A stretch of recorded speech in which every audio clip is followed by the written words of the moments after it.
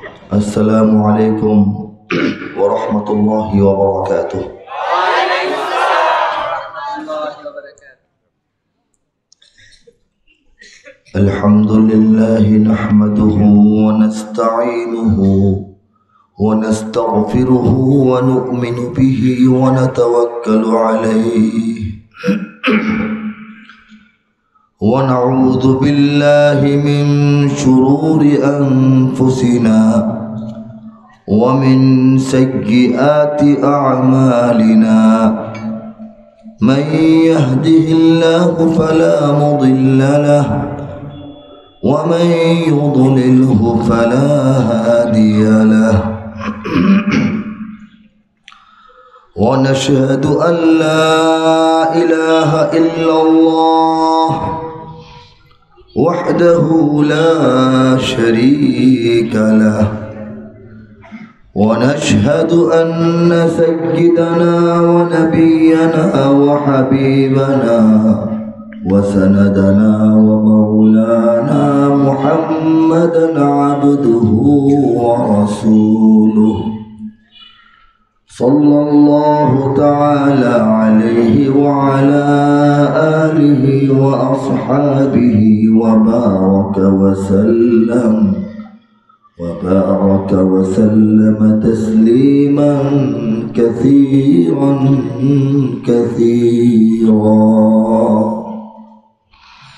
أما بعد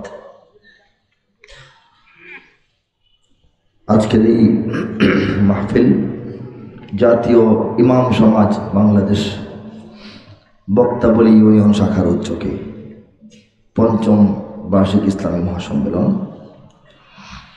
এই মহাসম্মেলনের সম্মানিত সভাপতি মহোদয়,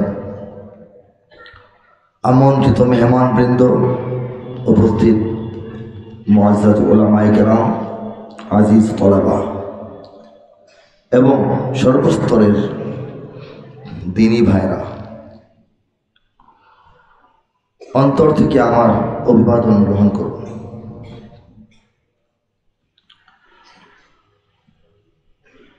আমরা সবাই হৃদয়ের গভীর থেকে মহান রব্বুল আলামিনের কথা স্মরণ করে, তাকে উদ্দেশ্য করে, তাকে নিবেদন করে ভালোভাবে একবার উচ্চারণ করি আলহামদুলিল্লাহ। দেখেন, আমাদের সবার বয়স কিন্তু সমান না, তাই না? নানা বয়সের মানুষ আমরা এখানে বসে আছি। 70 বছর আগে জন্ম হয়েছিল, 80 বছর আগে জন্ম হয়েছিল, 50, 55, 45, 40, 42, 43, 32, 30, হ্যাঁ, নানা রকমের বয়সের মানুষ আমাদের জীবনে। সবচাইতে নিশ্চিত ব্যাপার কোনটা যদি জিজ্ঞেস করা হয় যে ভাই আপনার জীবনে কনফার্ম কি আছে, কোন বিষয়টা আছে যেটা কনফার্ম, আপনি বলবেন কি? মৃত্যু। মৃত্যু হলো প্রত্যেকটা মানুষের জন্য কনফার্ম, ঠিক কিনা? আবার সেই মৃত্যুটা কবে, কখন, কিভাবে হবে এটা সম্পর্কে কোনো ধারণাই করা যায় না। ব্যাপারটা বুঝতে পারছেন? জীবনে যে জিনিসটা সবচাইতে নিশ্চিত হবেই, কিন্তু কবে হবে এটা আবার সবচাইতে অনিশ্চিত, সবচাইতে অনিশ্চিত। এখন ব্যাপারটা মিলায় দেখেন, শুধু আমাদের মৃত্যুটা নিয়ে যদি আমরা চিন্তা করি তাহলে দুনিয়াতে আর কোনো দুশ্চিন্তা মৃত্যুর মতো আছে? হবে শিওর, কবে হবে বলা যায় না। এর চেয়ে বড় অনিশ্চিত জীবন আর কি? আমরা কি এরকম পেরেশানির মধ্যে মৃত্যুকে নিয়ে থাকি না? মৃত্যুর কথা মনে থাকে না, মৃত্যুর কথা আমাদের মনেই থাকে না, অথচ এটা হবে। যদি জানতাম যে হ্যাঁ এটা 70 বছরের পরে হয় তাহলে এক ধরনের নিশ্চিন্ত থাকতেন, আচ্ছা ঠিক আছে আপাতত টেনশন নাই, পরে চিন্তা ভাবনা 50-এর পর থেকে শুরু হবে। মৃত্যু হবে নিশ্চিত, কবে হবে অনিশ্চিত। এইভাবে চিন্তা করলে একটা মানুষের জীবনে আর কিছু চিন্তা করার সুযোগ আছে মৃত্যু ছাড়া? জোরে বলেন, আছে কিনা? জোরে বলেন। অন্য কোনো কাজে মনোযোগ দেওয়া সম্ভব হতো? হ্যাঁ, আপনার বাসায় একটা সাপ ঢুকছে, সাপ, বিষধর সাপ, আপনি নিশ্চিত চোখে দেখছেন, কিন্তু সাপটা বের হয়ে গেছে কিনা আপনি কনফার্ম না, কোথায় আছে এটা কনফার্ম না। আপনি ঘুমাবেন রাত্রেবেলা, সাপটা ঢুকছে এটা শিওর, এটা বাইর হয়ে যাইতে আপনি দেখেন না, কেউ দেখে নাই, কই আছে এটাও বলতে পারেন না, তো কি করবেন? রাতে ঘুমাবেন, আরামে ঘুমাবেন। তো মৃত্যু শিওর, কবে হবে ঠিক নাই, কোথায় হবে ঠিক নাই। আমরা তো আরামে ঘুমাচ্ছি, ঘুমাচ্ছি কিনা বলেন? আমরা আরামে ঘুমাচ্ছি। তবে যাই হোক, জীবনের শেষ প্রত্যেকটা মানুষের আছে, ঠিক তদ্রূপ এই মহাজগৎ, এই দুনিয়া, এইটারও একটা হায়াত আছে, এই হায়াতেরও শেষ আছে, ঠিক কিনা জোরে বলেন? এই পৃথিবী এখন হায়াতের শেষ প্রান্তে আছে, বলেন সুবহানাল্লাহ। হায়াতের শেষ প্রান্তে যখন থাকে তখন কিছু উপসর্গ দেখা দেয়। মানুষের জ্বর হইলে চিকিৎসা হয়, কাশি হলে চিকিৎসা হয়, ফোড়া হলে চিকিৎসা হয়। বুড়া হইলে, বুড়া হওয়ার কোনো চিকিৎসা আছে থাকলে বলেন? মানুষটা বৃদ্ধ হওয়ার কারণে তার যে পরিবর্তন, তার যে হাঁটু ব্যথা, তার যে চুল পেকে গেছে, তার যে চোখের আলো কমে গেল, এগুলির কি চিকিৎসা বলেন? ডাক্তার বলবে এগুলি কোনো রোগ না, এখন এটা হবেই, বয়স হয়েছে, এগুলি এখন কি হবে। তো পৃথিবীতে যত সমস্যা এখন দেখেন, কথা বুঝতেছেন? পৃথিবীর পরিবেশ নষ্ট হয়ে যাচ্ছে, নদী নালা সাগরের মেজাজ ঠিক থাকে না, পাথরের মধ্যেও একটা সজীবতা থাকে, এখন পাথরগুলি সজীব না, নির্জীব হয়ে যাচ্ছে। পাহাড়ের সজীবতার ব্যাপার আছে একটা, সজীব পাথর, নির্জীব পাথর, পাথর তো পাথর, এরপর সজীব পাথর, নির্জীব পাথর। সমুদ্রের তলদেশ নাকি উঁচু হয়ে যাচ্ছে, পানি নাকি বেড়ে যাবে, কারণ অ্যান্টার্কটিকা নামক যে একটা মহাদেশ, সেটা হচ্ছে শুধুই বরফের মহাদেশ, সেখানে কেউ যায় না, বসবাস করার মতো না।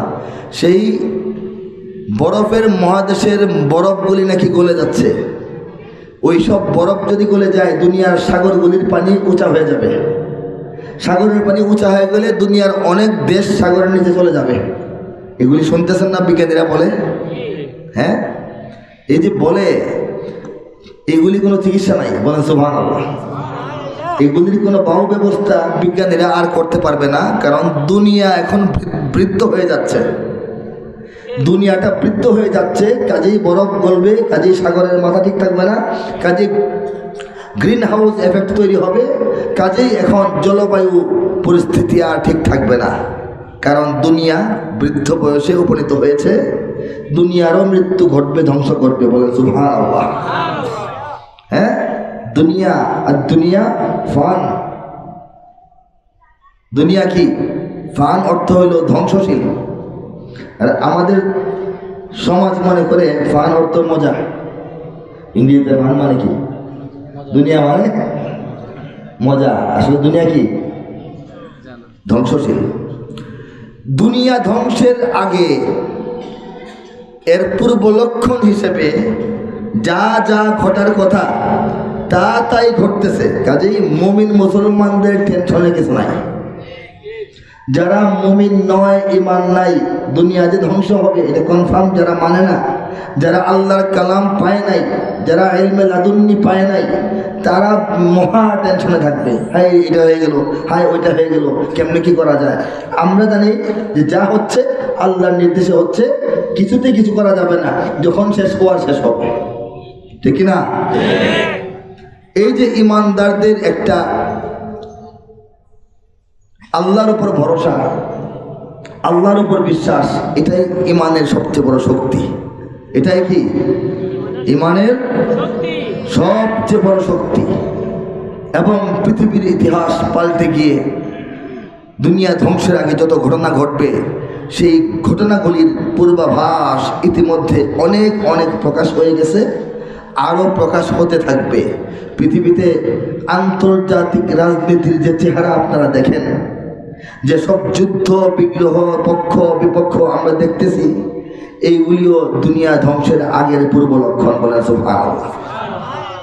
আমাদের দুশ্চিন্তার কিছু নাই, তবে চিন্তার ব্যাপার আছে। দুশ্চিন্তা আর চিন্তা কি এক? দুশ্চিন্তার কিছু নাই, তবে চিন্তার ব্যাপার আছে। আমরা একটা স্লোগান দিই, দুনিয়ার মুসলিম এক হো এক হো। আরেকটা বলি, ইসলামের শত্রুরা হুঁশিয়ার সাবধান।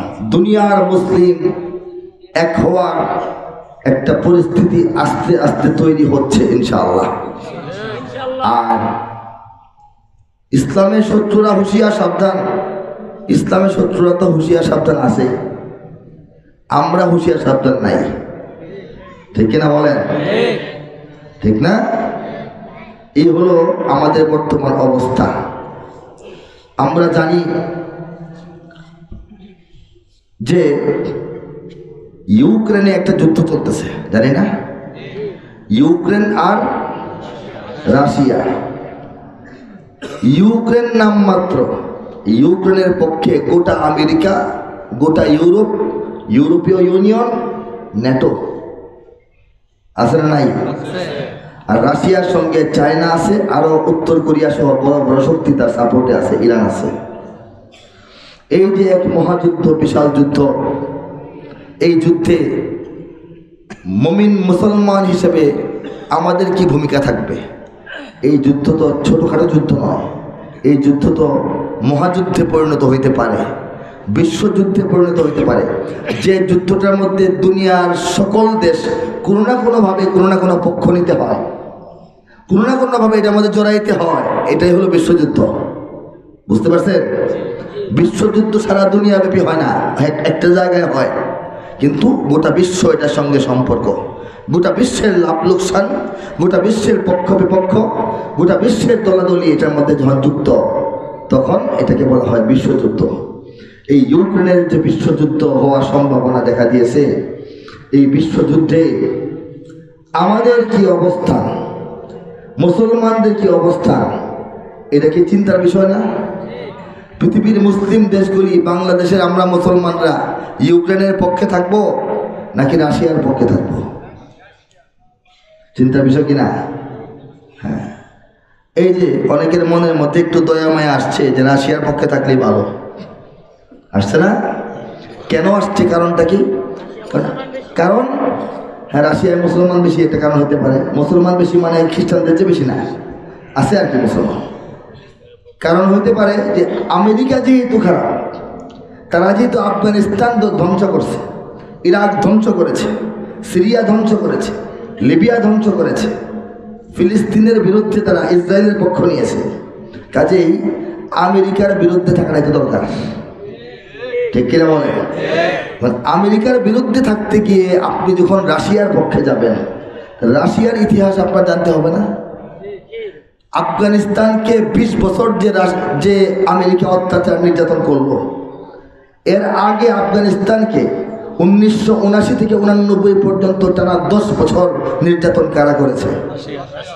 তাহলে রাশিয়ার পক্ষে কিভাবে যাবেন? চেচেনিয়ার মুসলমানদেরকে হত্যা নির্যাতন কারা করেছে? দাগেস্তানের মুজাহিদদেরকে হত্যা নির্যাতন কারা করেছে? তাহলে আপনি কিভাবে রাশিয়ার পক্ষে যাবেন? চীনের উইঘুরে মুসলমানদের উপর যে মর্মান্তিক নির্যাতন, যে ধরনের নির্যাতন সাধারণত অন্য দেশে হয় না। সন্তান জন্ম দেওয়া নিষেধ, যুবক বয়সে বিয়ে করা নিষেধ, বাধ্যতামূলক বৌদ্ধ ধর্মে ধর্মান্তরিত করা হচ্ছে, হত্যা হচ্ছে, গুম হচ্ছে। এইগুলির কি জবাব? চীনের পক্ষে আপনি কিভাবে যাবেন? কিভাবে সম্ভব যাওয়া? সম্ভব? তাহলে আমাদের করণীয়টা কি?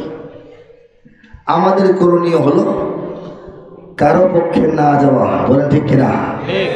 জোরে আওয়াজ দিয়ে বলেন ঠিক কিনা? আমেরিকা, রাশিয়া, চায়না কারো পক্ষেই যাওয়া যায় না, কথা ঠিক কিনা বলেন? মুসলমানরা কি করবে? নিজেরা ঐক্যবদ্ধ হবে। জোরে বলেন কি করবে? নিজেরা ঐক্যবদ্ধ হবে, যেন নিজের শক্তিতে, নিজের বলে, নিজের অবস্থান পৃথিবীতে তৈরি করে নেওয়া যায়। বড় বড় পরাশক্তি যেন আমাদের সামনে এসে হাঁটু গেড়ে বসে থাকতে বাধ্য হয়, ঠিক কিনা বলেন? সেই কথাটি আমি কবি হিসেবে কবিতা এবং সঙ্গীতের ভাষায় পেশ করব, কিছু প্রস্তাবনা। যদি আপনাদের ভালো লাগে আমাকে সমর্থন করবেন, রাজি আছেন? সব পরাশক্তির স্বার্থের সংঘাতে আমাদের নেই কোনো পক্ষ। ঠিক হলে ইমানের জোরে জোরে বলবেন, চিল্লায়া ঠিক। সব পরাশক্তির স্বার্থের সংঘাতে আমাদের নেই কোনো পক্ষ। আমরা তো মুসলিম, আমরা তো মুসলিম, ইসলামী বিপ্লব আমাদের একটাই লক্ষ্য, আমাদের একটাই লক্ষ্য। পৃথিবীর দিকে দিকে মুসলিম এ জাতিকে করতে চেয়েছে যারা ধ্বংস, পৃথিবীর দিকে দিকে মুসলিম এ জাতিকে করতে চেয়েছে যারা ধ্বংস। ওরাই পরস্পরে লড়াই যুদ্ধ করে, হয় যদি হোক নির্বংশ, হয় যদি হোক নির্বংশ। আরে একটা আরেকটা মাইরা লাগতা, সমস্যা কি? ধ্বংস হোক, ঠিক কিনা বলে? ওটো ওটো মুসলিম, দাঁড়াও নিজের পায়ে, এখনই সময় হলো জাগবার। ওটো ওটো মুসলিম, দাঁড়াও নিজের পায়ে, এখনই সময় হলো জাগবার। উমর খালিদ হয়ে পৃথিবীতে নির্ভয়ে ধ্বনি তোলো আল্লাহু আকবার, লিল্লাহি তাকবীর, আল্লাহু আকবার, তাকবীর, আল্লাহু আকবার, লিল্লাহি তাকবীর, আল্লাহু আকবার, তাকবীর, আল্লাহু আকবার। বিগত শতাব্দীর বিশ্ব পরিক্রমা দেখলেই বোঝা যাবে নিশ্চয়, কাফের বেদিন সব ঘুরে ফিরে একদল, মুসলমানের ওরা কেউ নয়, মুসলমানের ওরা কেউ নয়। ইউরোপ আমেরিকা মুসলিম জাহানের ভাগ্যে এনেছে এই দুর্দিন, ইউরোপ আমেরিকা মুসলিম জাহানের ভাগ্যে এনেছে এই দুর্দিন। কত শক পূর্বেও চেচনিয়া আফগানে রাশিয়ার হাত ছিল রঙিন, রাশিয়ার হাত ছিল রঙিন। ওই ঘুরে মুসলিম চলছে নিধন, তাই আমাদের বন্ধু তো নয় চীন। ওই ঘুরে মুসলিম চলছে নিধন, তাই আমাদের বন্ধু তো নয় চীন। ভারত ইসরায়েল চূড়ান্ত লড়াইয়ের প্রস্তুতি নিচ্ছে বিরামহীন, প্রস্তুতি নিচ্ছে বিরামহীন। ছুটে চলো মুসলিম নিজের গতিতে, আজ এ সময় নয় বসে থাকবার।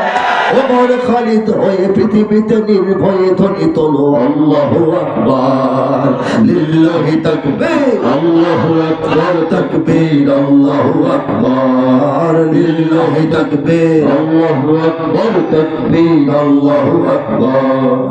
ইরান তুরান জাগো, পাক আফগান জাগো, তুর্কি আরব জাগো, জাগরে। বাংলার ঘরে ঘরে প্রতিটি জওয়ান জাগো, হাকো হায়দারি হাক হা করে, হাকো হায়দারি হাক হা করে।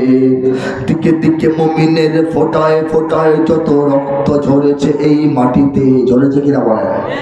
কাশ্মীরে ঝরে নাই, আরাকানে ঝরে নাই, আফগানে ঝরে নাই, ইরাক সিরিয়ায় লিবিয়ায় ঝরে নাই?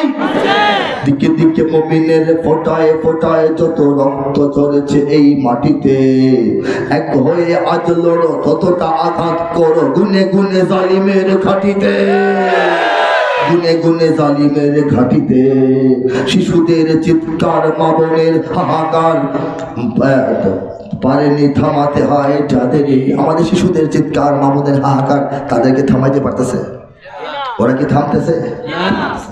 শিশুদের চিৎকার, মা বোনের হাহাকার পারেনি থামাতে হয় যাদের। প্রতিশোধ নাও আজ, ওরাই জুলুমবাজ, গুড়িয়ে গুড়িয়ে দাও তাদের, জ্বালিয়ে পুড়িয়ে দাও তাদের। যদি এক হও তবে তোমরাই জয়ী হবে, ওরা তো পাবে না পথ ভাগবার। ওমর খালিদ হয়ে পৃথিবীতে নির্ভয়ে ধ্বনি তোলো আল্লাহু আকবার লিল্লাহি তাকবীর আল্লাহু আকবার তাকবীর আল্লাহু আকবার লিল্লাহি তাকবীর আল্লাহু আকবার তাকবীর আল্লাহু আকবার। সিরিয়া, ইরাক, কাশ্মীর ও ফিলিস্তিনে ধ্বংস দেখেছে যারা রঙে। সিরিয়া, ইরাক, কাশ্মীর, ফিলিস্তিন যখন ধ্বংস হয় তখন জাতিসংঘ বসে বসে রং তামাশা দেখেছে, মিডিয়াগুলো রং তামাশা দেখেছে, ঠিক কিনা বলে? সিরিয়া, ইরাক, কাশ্মীর ও ফিলিস্তিনে ধ্বংস দেখেছে যারা রঙে। ইউক্রেন, তাইওয়ান নিয়ে আজ হাহাকার সেই মিডিয়া ও জাতিসংঘে, সেই মিডিয়া ও জাতিসংঘে। তাগুতের কালো হাত একে একে ভেঙে যাক, আমাদের নেই কোনো উক্তি।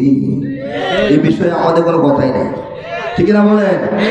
তাগুতের কালো হাত একে একে ভেঙে যাক, আমাদের নেই কোনো উক্তি। আমরা কেবল চাই নিপীড়িত মুসলিম উম্মার স্বাধীনতা মুক্তি, উম্মার স্বাধীনতা মুক্তি। সব পরাশক্তির ধ্বংসলীলায় বসে অবুঝ ইরাকি শিশু হাসবে, সব পরাশক্তির ধ্বংসলীলায় বসে অবুঝ ইরাকি শিশু হাসবে। আবার ছিলাম নাফ, দজলা, ফুরাত নদী বিজয়ের উল্লাসে ভাসবে, বিজয়ের উল্লাসে ভাসবে। জাগো জাগো মুসলিম, সময় এসেছে আজ হায়দারি তাকবীর আকবার।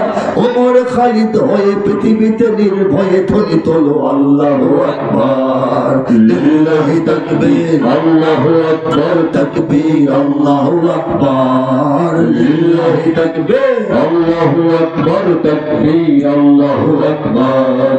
দিকে দিকে মুমিন, দিকে দিকে তাগুতের মার খেয়ে মুসলিম মরেনি, এখনো আছে দাঁড়িয়ে, ঠিক কিনা বলেন? শেষ মুসলমান শেষ? মার খেতে খেতে এখনো দাঁড়ায় আছে। রাশিয়া, তেল আবিব, হ্যাঁ, তারা ফিলিস্তিনকে 70 বছর ধরে মারতে মারতে মারতে মারতে ক্লান্ত, বিরক্ত, হতাশ। ফিলিস্তিনের মুসলমানরা মার খেতে খেতে খেতে খেতে এখনো সোজা হয়ে দাঁড়ায় আছে, ঠিক না বলে? দিল্লি কাশ্মীরকে মারতে মারতে মারতে মারতে নিজেই লোলা ল্যাংড়া হয়ে গেছে। কাশ্মীরের স্বাধীনতার আওয়াজ এখনো বন্ধ হয় নাই, ঠিক কিনা বলেন? ওরা মারতে মারতে ক্লান্ত, আমরা মরতে মরতে জীবন্ত। বলেন সুবহানাল্লাহ। দিকে দিকে তাগুতের মার খেয়ে মুসলিম মরেনি, এখনো আছে দাঁড়িয়ে। আমরা দাঁড়িয়ে রব, আমাদের উত্থানে ওরা যাবে ইতিহাসে হারিয়ে, ইতিহাসে ওরা যাবে হারিয়ে।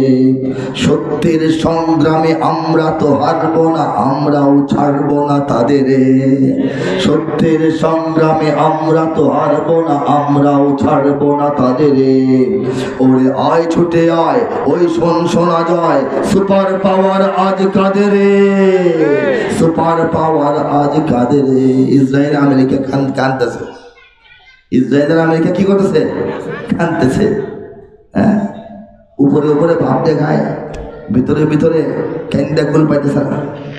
আমেরিকার পররাষ্ট্রমন্ত্রী আরব দেশের, আমাদের বৃহত্তর আরবের বাদশাদের দুয়ারে দুয়ারে ঘুরতেছে, বুঝছেন? অবস্থা তাদের টাইট। ওরে আয়, এদিকে আয়, ওই শোন শোনা যায়, সুপার পাওয়ার আজ কাদের, ঠিক না বলেন? সুপার পাওয়ার আজ কাদের। আচ্ছা যাই হোক, থামেনি ফিলিস্তিন, মানেনি তো কাশ্মীর, হারেনি ইরাক কিংবা আফগান। থামেনি ফিলিস্তিন, মানেনি তো কাশ্মীর, হারেনি ইরাক কিংবা আফগান। পারেনি ভারত, চীন, আমেরিকা বাংলায় মুছে দিতে ইমানের উত্থান, মুছে দিতে ওমানের উত্থান। কোন পরাশক্তির শক্তি সাহস নেই আমাদের ধরে বেঁধে রাখবার, কোন পরাশক্তির শক্তি সাহস নেই আমাদের ধরে বেঁধে রাখবার। ওমর খালিদ হয়ে পৃথিবীতে নির্ভয়ে ধ্বনি তোলো আল্লাহু আকবার লিল্লাহি তাকবীর আল্লাহু আকবার তাকবীর আল্লাহু আকবার লিল্লাহি তাকবীর আল্লাহু আকবার তাকবীর আল্লাহু আকবার লিল্লাহি তাকবীর আল্লাহু আকবার তাকবীর আল্লাহু আকবার। বলেন এছাড়া উপায় আছে? আমাদের এখন দাঁড়াইতে হবে, নিজের পায়ে দাঁড়াইতে হবে, কারণ কোন পক্ষই আমাদের পক্ষ নয়।